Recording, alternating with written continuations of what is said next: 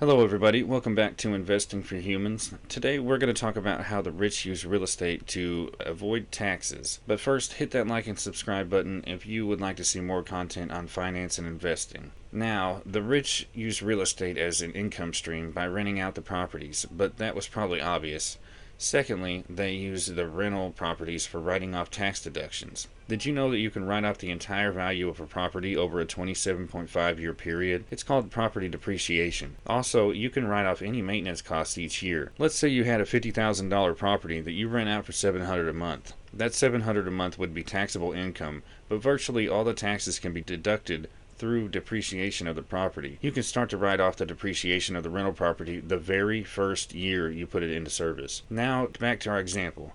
Let's multiply the $700 a month in rental income by 12 months in a year. That would be $8,400 a year. Let's say you're in the 22% tax bracket.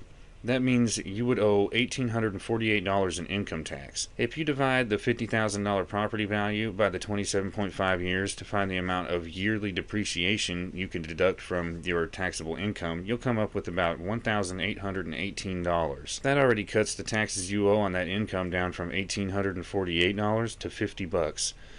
Now, if you had to do any maintenance on that property during each year, you can write that off as a tax deduction as well. At this point, just about any tax deduction would wipe out any taxes owed each year they occur, which is likely to happen at least once a year.